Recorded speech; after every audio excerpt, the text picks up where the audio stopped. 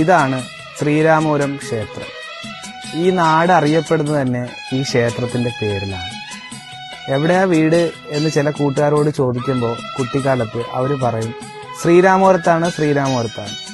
ആ ശ്രീരാമപുരമാണ് നിങ്ങൾ ഈ കാണുന്ന ശ്രീരാമപുരം ക്ഷേത്രം. ഒരു നാടിന്റെ പൈതൃകം എന്ന് തന്നെ വേണമെങ്കിൽ പറയാം. പക്ഷെ ആ നാടിന്റെ പൈതൃകത്തിൽ ഇപ്പോൾ ഒരുപാട് പ്രശ്നങ്ങളുണ്ട്, ദുരിതങ്ങളുണ്ട്. ഒരു വിശ്വാസിയുടെയോ അല്ലെങ്കിൽ ഒരു അവിശ്വാസിയുടെയോ കഥയോ അല്ലെങ്കിൽ ചരിത്രമോ അല്ല ഞാൻ ഈ പറയുന്നതും അവരെ ബാധിക്കാൻ വേണ്ടിയിട്ടുമല്ല ഞാൻ ഈ വീഡിയോ ചെയ്യുന്നതും. രാവിലെ അമ്മയുടെ നിർബന്ധ പ്രകാരം അമ്മയും കൊണ്ടാണ് ഞാൻ ഈ അമ്പലത്തിലേക്ക് വരുന്നത്. ആ നിൽക്കുന്നതാണ് എൻ്റെ അമ്മ. അപ്പോൾ ഈ അമ്പലം കണ്ടപ്പോൾ സത്യം പറഞ്ഞാൽ എനിക്ക് വളരെയധികം വിഷമമായി. കാരണം എൻ്റെ കുട്ടിക്കാലങ്ങളിൽ ഞാൻ എൻ്റെ അച്ഛനോടൊപ്പം അല്ലെങ്കിൽ എൻ്റെ ബന്ധുക്കളോടൊപ്പം ഞാൻ ഓടി നടന്നിരുന്ന സ്ഥലങ്ങളാണിതെല്ലാം. പക്ഷെ അന്നിൽ നിന്ന് അന്നത്തേതിനേക്കാൾ ഉപരി ശോഷിച്ചു എന്നല്ലാതെ അമ്പലത്തിന് പ്രത്യേകിച്ച് പുരോഗതി ഒന്നും ഇതുവരെ ഇല്ല. നിങ്ങൾ മനസ്സിലാക്കാൻ പറ്റും ആ ഒരു പഴമ ഇപ്പോഴും ഈ വീഡിയോയിൽ കാണുമ്പോൾ മനസ്സിലാക്കും.